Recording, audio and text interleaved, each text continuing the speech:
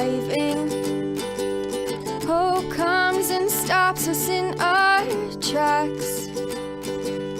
Bravely we prove in our striving, trudging together each day. Where there's a will, there's a way. I hear that song all over the place when I do that.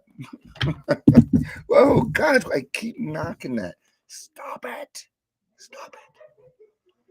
So, to let you guys know, it's going to be a little loud. We got family over and they're upstairs having a good time.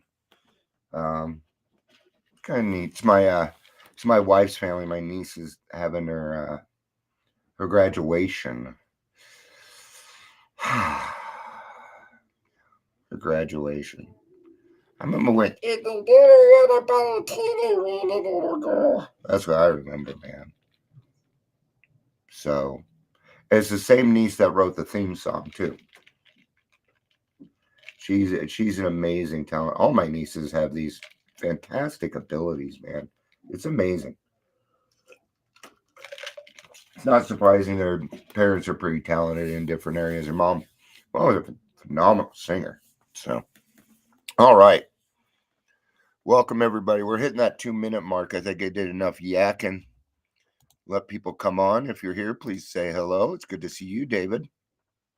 And, of course, welcome to Daily Trudge. Coming up on 3.5 years. Actually, I think we're at 3.5 years of doing this. Whew! And I'm still talking. So before we get to today's topic, I want to cover something else. Is there a new AA? No. That's my short version, right? You guys always get my short answer first. No, there is not. But yes, there is, in a sense. Okay.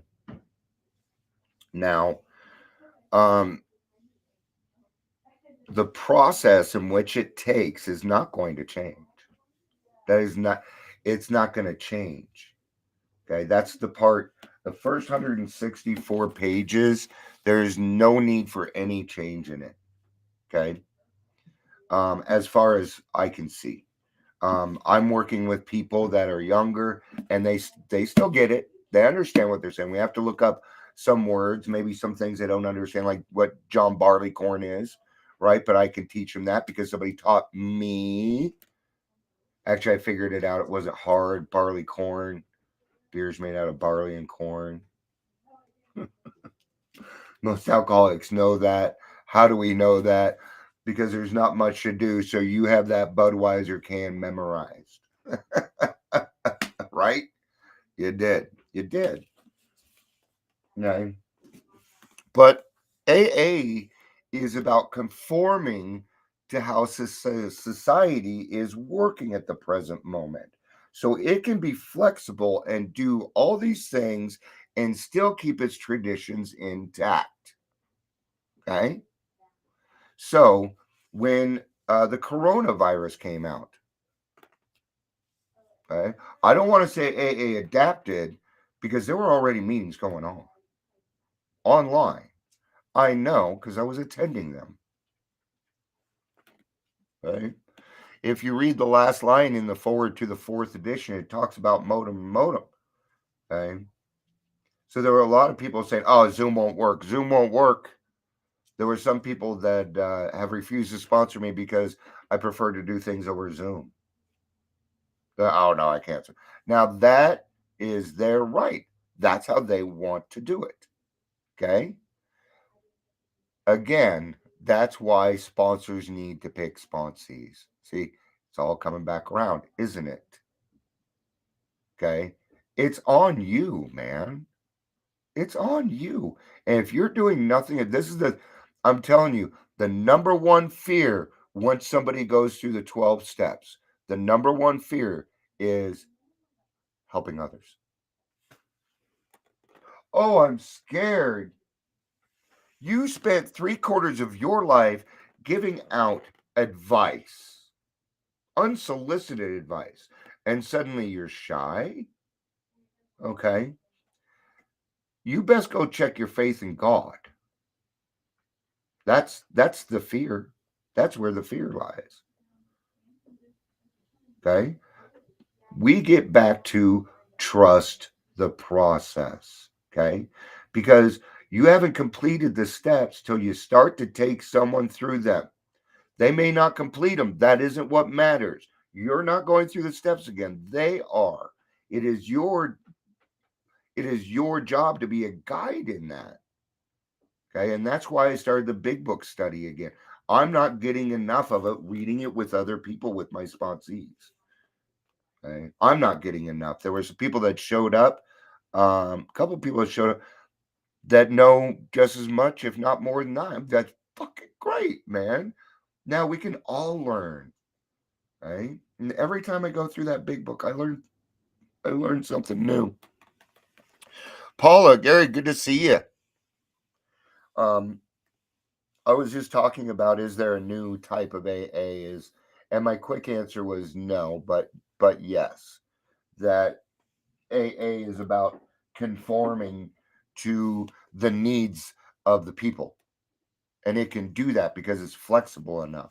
And it can do that and not overstep its bounds on our traditions, right? How we talk to people, how we approach people, those are the things that may change. Okay. Um, at the same time, it isn't for you to come in and change the rules. Now, you may have some ideas, bring them up so that people can hear how horrible they are and you can realize that sometimes opening your mouth isn't the thing. I know that sounds bad, guys, but have you ever had a really good thought that came out of your mouth and you just wish you didn't say it? Okay, it's the same thing, right? And it's going to happen to all of us. What you do about it is the answer. So let's get to the topic today. Oh, cool. Hey, Rob. Good to see you, dude. Um, we're talking about those first days of sobriety, and I did take this from a Day to Time Hazelden. I took it from this. So why don't we just start reading it? I mean, some things popped up in my mind, but let's see what it has to say, and we'll go off of that. May 13th. Oh, happy Friday the 13th. When a person wakes up each morning and rises through sweaty nausea to face frightening realities with bones rattling and nerves screaming, when a person stumbles through the day in a pit of despair wishing to die.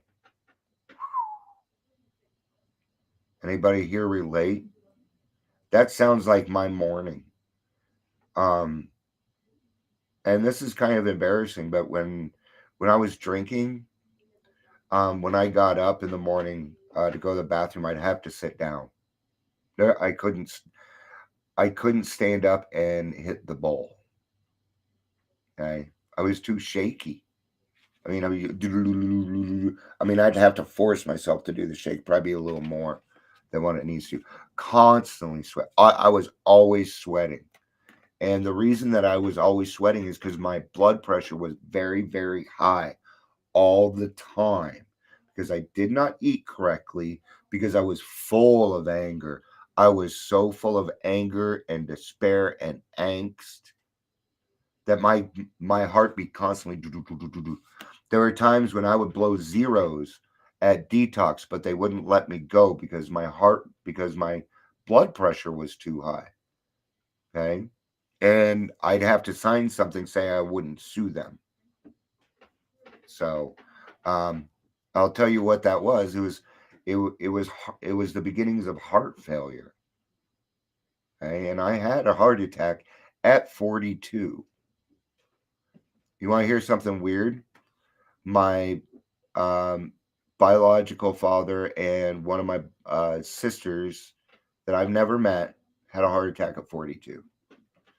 My younger brother and sister had a heart attack at 42. But they're on opposite sides of the family. So that wasn't genetical, that was just purely coincidental. Okay. But and what, 3 of those people are alcoholic. 3 of them. what is that? Sometimes it runs in the family, but in the big book where it says that we must we must be free of anger, we must, or it kills us. That's what they're talking about. Okay. I mean, it's amazing that I'm alive. All right, let's get to this. Wishing to die, but refusing to die. When a person gets up the next day and does it all over again, well, that takes guts. It does. You guys, you have courage thrown in you. You do. You have it. You've already been utilizing it. Do you know how hard it was to live that life? It was much harder than the life you're going to live now. At least I'm finding that to be so, right?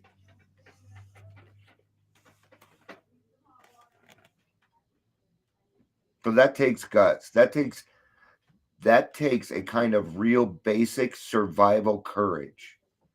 Ooh, survival courage. I that hits home because from time I was 14, I was in survival mode. Okay, pure survival mode. Um, there's this. I watch Family Guy. I know they overstep bounds. I watched one on an AA meeting yesterday. They make fun of everybody. If it's not funny, I don't laugh. But anyway, so anyway, Meg, the youngest kid, ends up going to jail for some silly thing or whatever, right? And when she gets back out, she comes back in the house. She's like, "You're all my bitches now." Um, that's how I felt. I would come home from group homes and things, and my brothers and sisters started to treat me differently because I was becoming a different person. Even there, I had to be in survival mode, right? So that takes a kind of real basic survival courage, a courage that can be put to good use if that person ever finds his or her way to the program. So there's the good news. We already have the courage. Uh, we already have it. That person has learned courage the hard way. And when that person comes to the program, he or she will find a new and beautiful ways to use it. Have I the courage to keep trying one day at a time? You have it in you. You just got to make the decision. Okay. You got to flip. Okay. Do a pros and cons list. Take a look at your life. Sit down, talk with another alcoholic. Talk with another person that understands. Because you, my friend, are not terminally unique. We all think that we are. Remember back, I have problems that you just would not understand. When we were little, we said things. When we were younger, we said things like that because we didn't know that AA and treatment and all that other stuff was out there yet. Okay. Oh, I go through this and I go through that, and you just wouldn't understand. And we make ourselves terminally unique so that we cannot be helped. That's the trick, right? I wouldn't be surprised. These cats are zooming all over. I'm just waiting for them to unplug the internet. Today I pray, may I put the guts to survive kind of courage left over from my drinking days into good use in the program. If I was able to hang on enough to live through the miseries of my addiction, years, yeah, I'm talking years of shaking. When people come in, when people come in and I see them for the first day and they're kind of sweaty, and a week later they're great. I'm like jealous. It was, I did not feel better physically for probably over a year because I had my heart stuff going on. I had to get to my primary care physician. I had to work on my cholesterol, things like that. Okay. When I take my blood pressure now, it is at normal levels. It's at normal levels because I don't have the booze in me anymore, because I'm not carrying around that ball of fucking fiery anger. that anger, that angst that we must get rid of.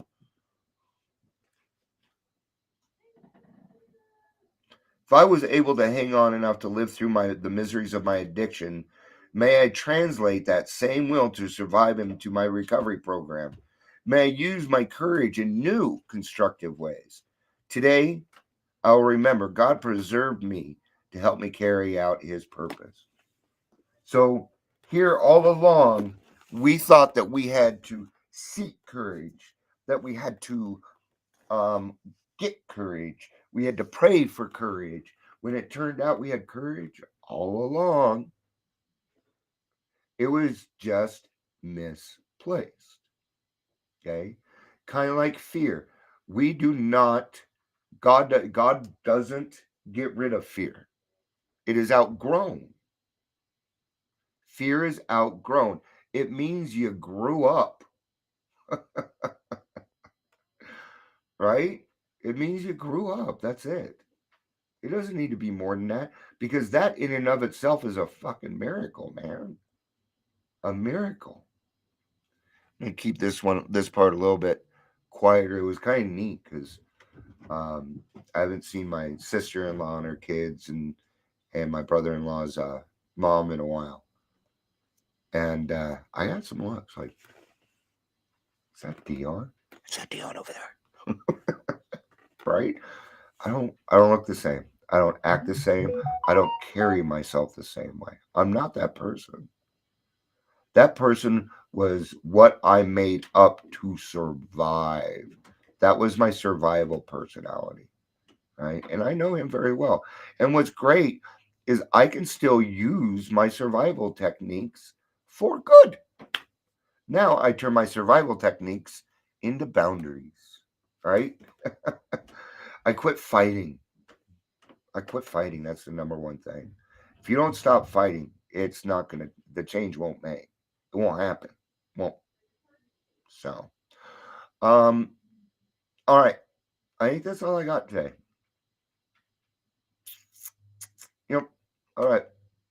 Thank you everybody for being here. We had David, Paula, Gary, Rob. We had some other people listening too. So thank you everybody for being here. I certainly hope this stuff helps you guys out. Um, well, it's good. These are great reminders for me too. I'm constantly learning. It wasn't until a couple weeks ago that I learned that we outgrow fear, right? And that makes it different. That makes it different.